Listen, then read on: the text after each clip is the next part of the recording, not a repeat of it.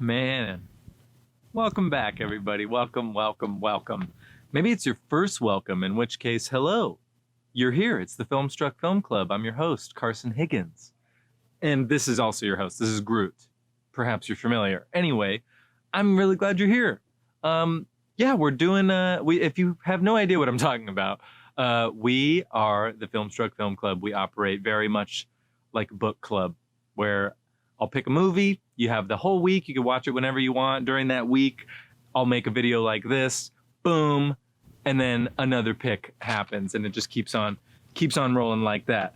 If you are not aware, you can always be ahead of the game by following us on Instagram or Facebook. That's where I'm going to post our weekly picks, like this one right here. I posted it about a week ago, and now here we are. I'm talking about it.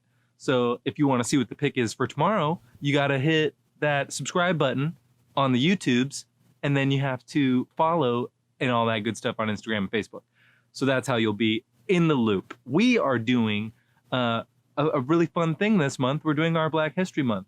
Mind you, I like to watch Black History relevant films all year long, but we're going to specifically highlight it right now because that's what we're doing. That's what we do in February. And I will say part of what I wanted us to do for this club to honor Black History Month is to really try and spotlight Black excellence, right? So what's great is this week we picked a film from Africa. This film is from Mali.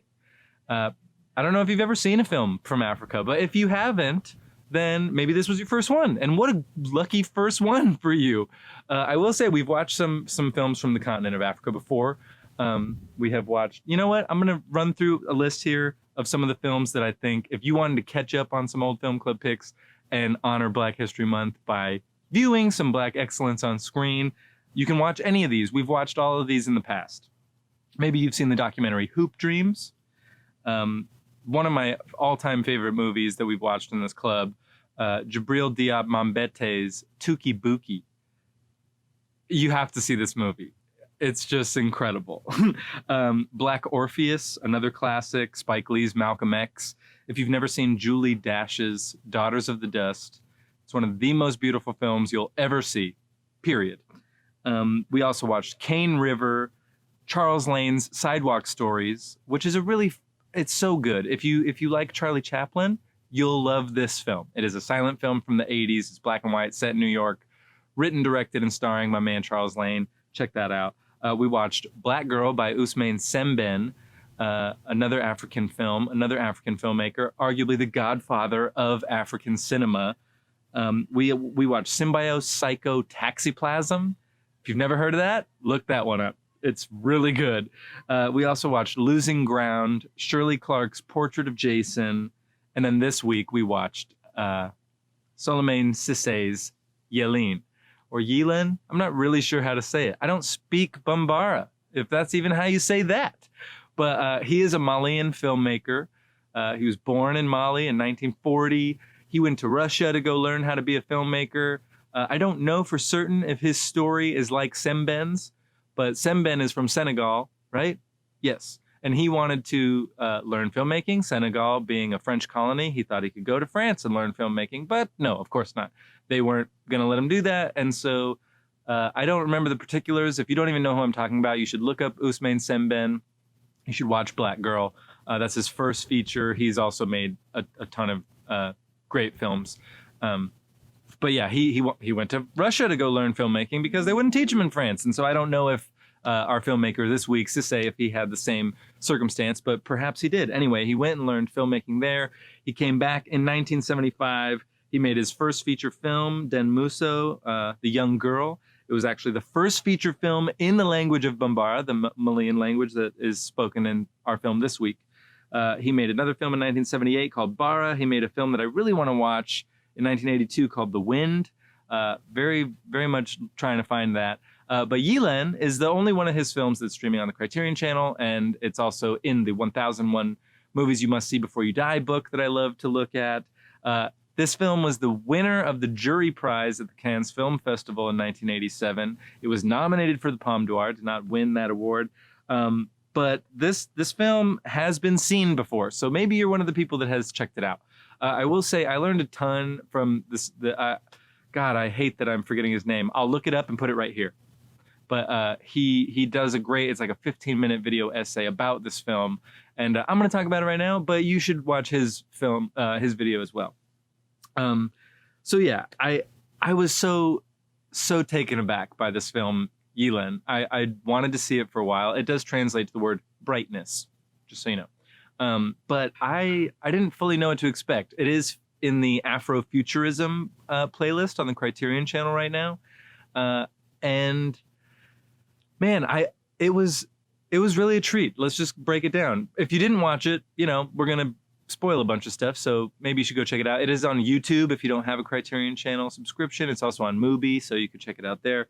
But if you are familiar with Joseph Campbell and his book, The Hero with a Thousand Faces, he is the guy to talk to, at least in the English language, when it comes to myth and cultural myths that kind of tie us all together through time and across continents. And he is a fascinating guy to check out.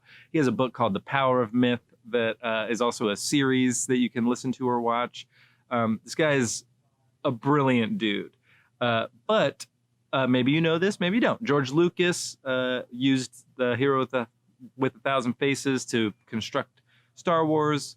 Joseph Campbell's very big on what's called the hero's journey. So that's a separate Google if you don't know what I'm talking about. But this film, it may feel familiar to you because it kind of feels like Star Wars, because it follows the hero's journey to a T. I, and maybe you, are familiar with these mythic characters and these mythic tales, probably through the lens of like the Greeks.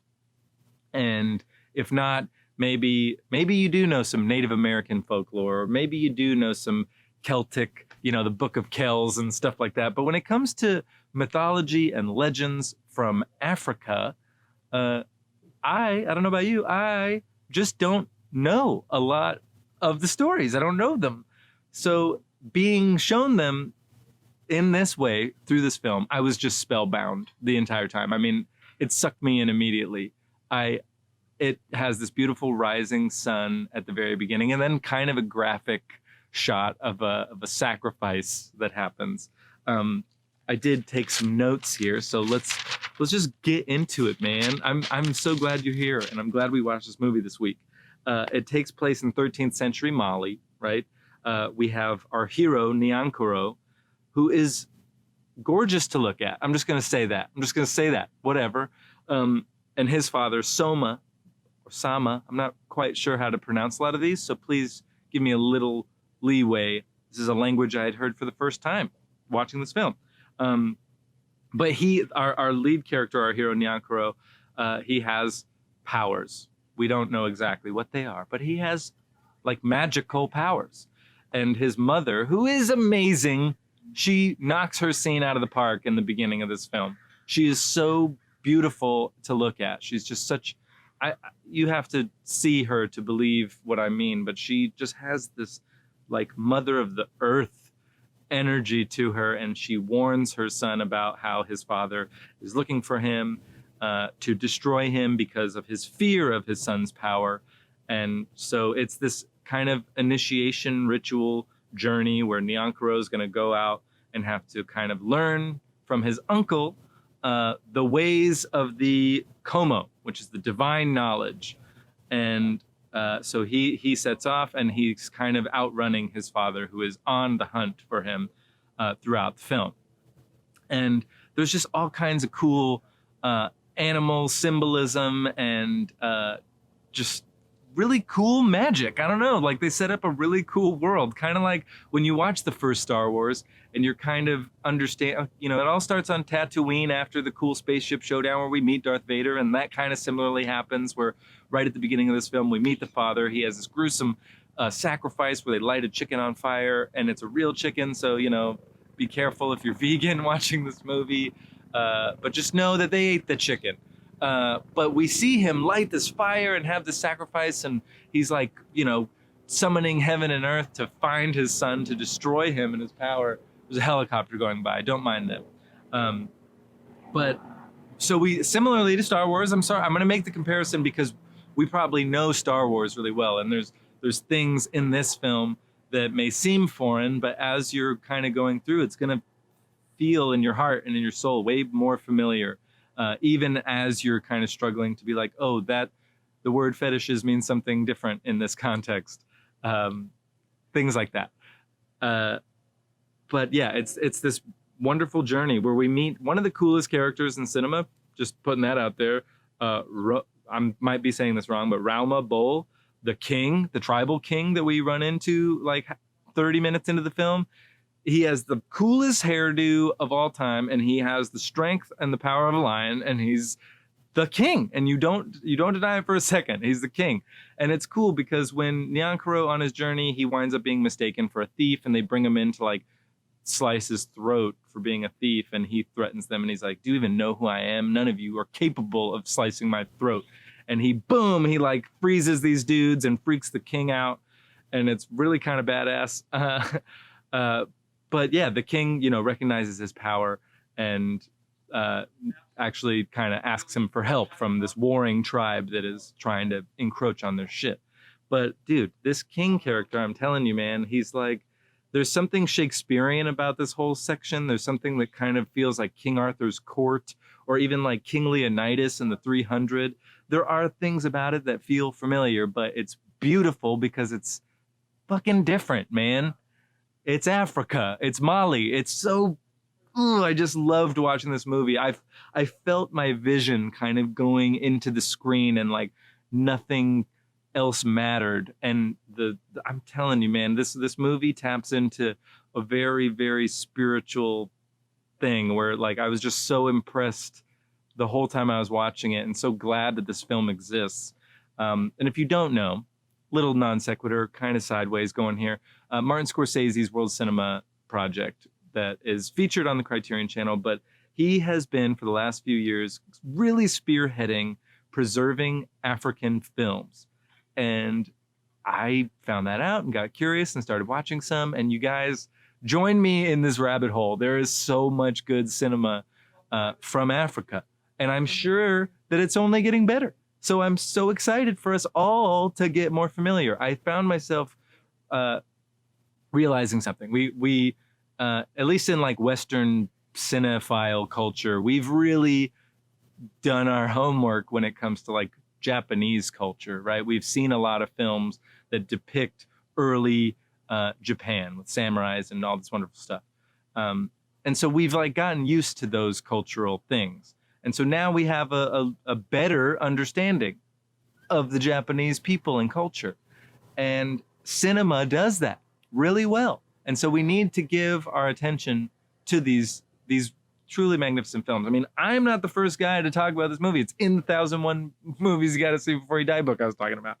But yeah, I mean, the cinematography is stunning. The score is cool as hell. Even the like lo-fi effects that they do, none of it seems cheap. Like it seems like they really pulled off everything that they attempted to do. There's some really cool little magical illusions that happen. And they're done to great effect. Like none of it bothered me. So, that's that. There's some really cool, like, I can only describe it as like lavender blue lighting, where like the skin of these people looks like it has this beautiful lavender color, and the sky and it's just, I was blown away.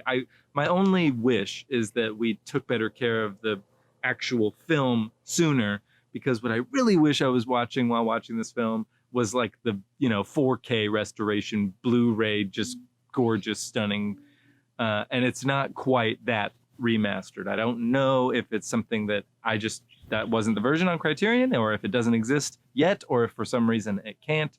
But if this is all we ever get, it still holds up plenty good. There's a big showdown at the end, of course, where Niankoro and his father have this basically like shootout at the OK Corral or whatever. It feels very Good, the Bad, and the Ugly, Once Upon a Time in the West, where it is this showdown of like, who is gonna rock the earth. And it's just so cool. I don't even want to spoil it for you. You have to watch this film. Yeah, man. I know I've talked all over the place, but it's a big deal to me. I really think that it's important to give our attention to these films. It's great that in America we have seen, you know, films like Moonlight and 12 Years a Slave and fuck it, even Green Book, like out there winning Best Picture. They're trying.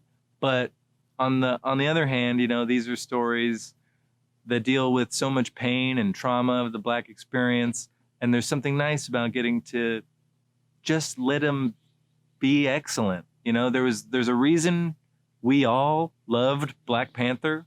And believe me when I tell you, this like kind of resonates and scratches the same itch that Black Panther does. So if you liked Black Panther, you should really take the time to watch Yeelen. And Souleymane Cissé is just one of the best directors, period. Okay, I've been talking for too much. Go ahead and follow us at FilmStruck Film Club. There will be another pick tomorrow. I'm going to pick something great for us. Don't worry. Groot and I are really looking forward to it. I hope that you're enjoying this film club. Let me know if there's some kind of films that you want to see that we haven't spotlit. But we are going to stick to Black excellence for this month. So enjoy yourselves. I'm glad you're here. Thanks for stopping by. Tell your friends. And I'll see you soon. Bye.